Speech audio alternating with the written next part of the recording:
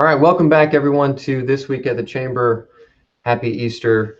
Hope everyone had a good weekend. Feeling a little bit thankful for the Northwest Arkansas Democrat Gazette today. They do a great job covering everything that we do in their monthly segment on their newspaper, but they also provide our live stream technology, the iPad that you see us take everywhere.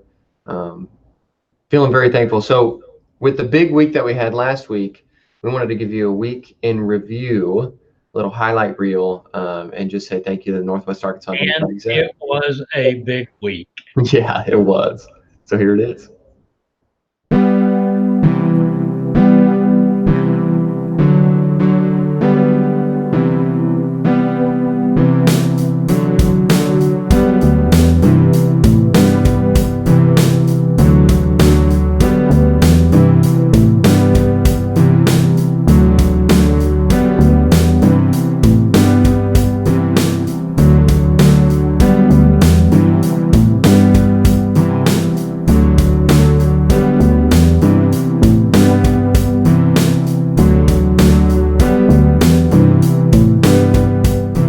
It was a big week and a lot of fun. So, Wilson, what's happening this week? Yeah, this week we've got, well, for starters, our board chair, Melissa Collins, and our economic development chair, Scott Tennyson, are both at the Mid-South Basic Economic Development course. That's the one down in Little Rock that the Arkansas State Chamber and Economic Developers puts on. Bob went to that whenever he first started, and I went last year, and now that was a mission of our board of directors, was to invest more in professional development, not just for our staff, but for our board. And so that's one of the first steps there. We're excited to see what they learn. You might see some live videos later this week with some of the recap. And then Tuesday, we've got another ribbon cutting.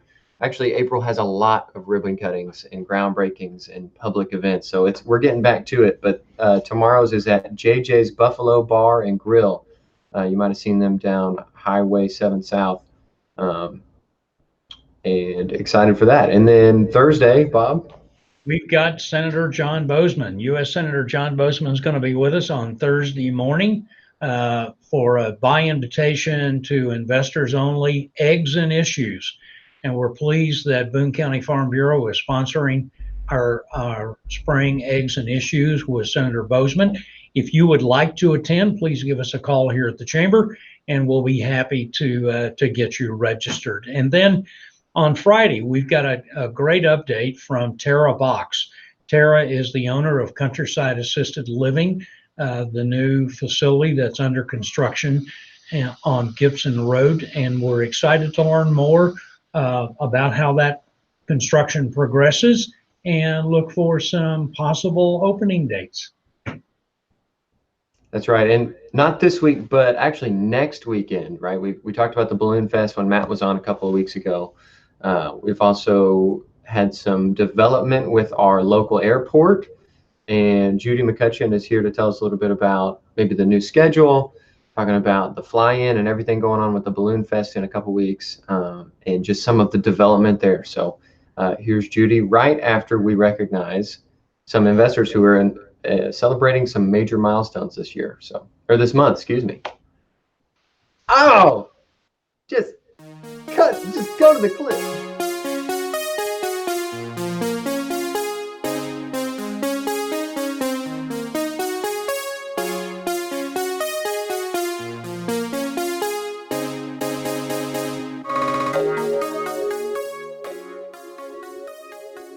Hey, Judy, thanks for joining us today. You know, I see you all the time. I see you at Lions Club, and of course, we work real closely with you here at the Chamber and the airport for economic development purposes. But for those that may not know you, tell us briefly, what do you do and what's new at the airport?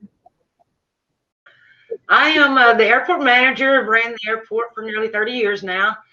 And the best news about the airport is we just got awarded a new contract with Southern Airways for 2 more years, guaranteed of air service in Harrison. That's never a guarantee, so we're excited about that. And they're going to be coming out with a new schedule starting June 1. So we'll be adding flights to Dallas that the public has asked for. The airline is nice enough to provide that for us. So we'll have 2 round trips every day of the week starting June 1st, which will meet all connections in DFW for anywhere you want to go in the world. And we'll be keeping our Memphis flights. With a lot of people were really worried that we were going to lose Memphis with our new contract. And happy to say we're not. We're going to have them 6 days a week. 4 of them will be nonstop, and the other 2 will be one stop through Hot Springs. And then speaking of Hot Springs, starting June 1st, if you want to go for the weekend, we have 2 flights on Friday down to Hot Springs and return on Sunday. So that'll be happening every Friday, and every Sunday you'll have flights to Hot Springs and back. So all of you that want to plan a vacation, now's the time to get the cheap fares. It's a lot of people are traveling now. It's picking back up, and vacation travel is here.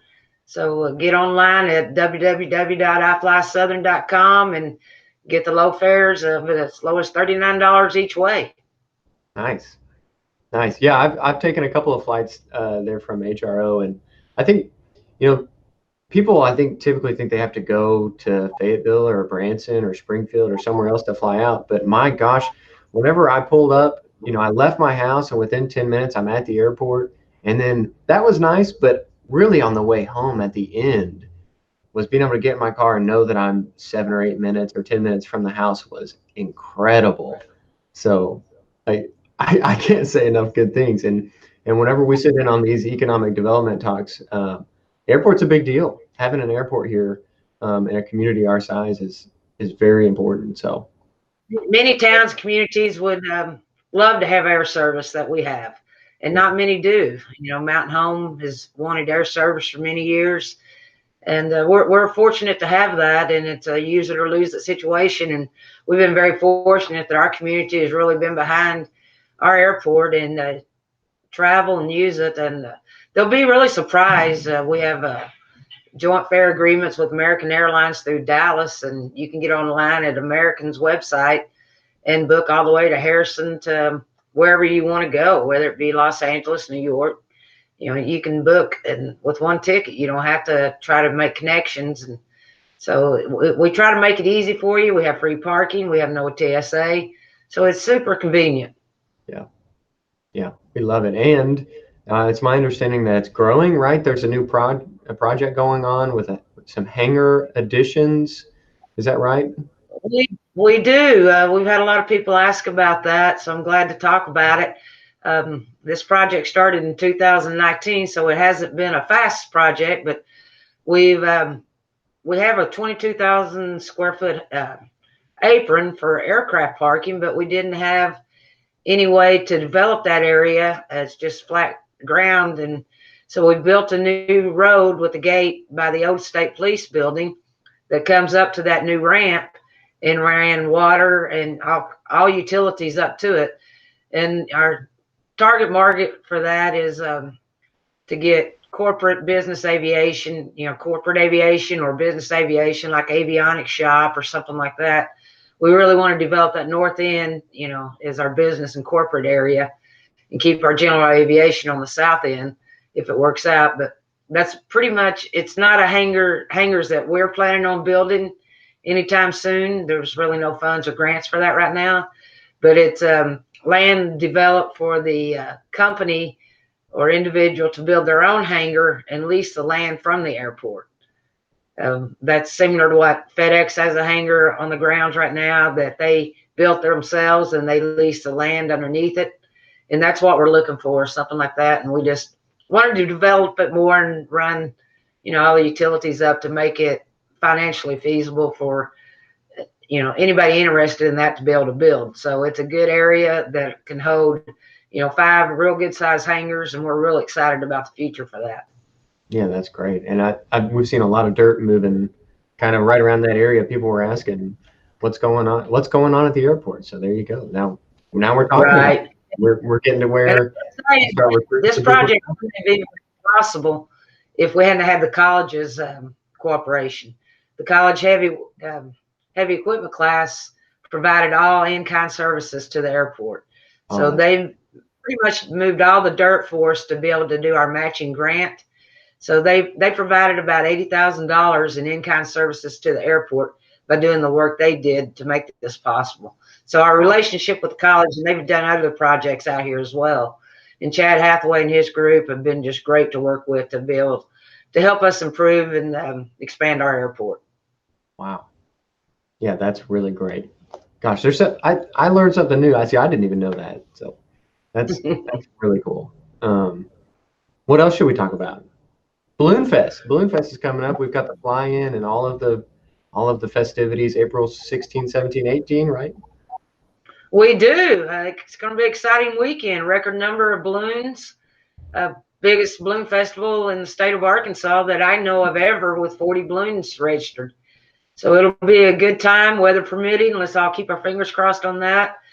But on that Saturday, I want to talk about during the day, we've got a fly-in going on that is basically aircraft pilots from other airports that just fly into our airport and get on static display, which means on the terminal ramp.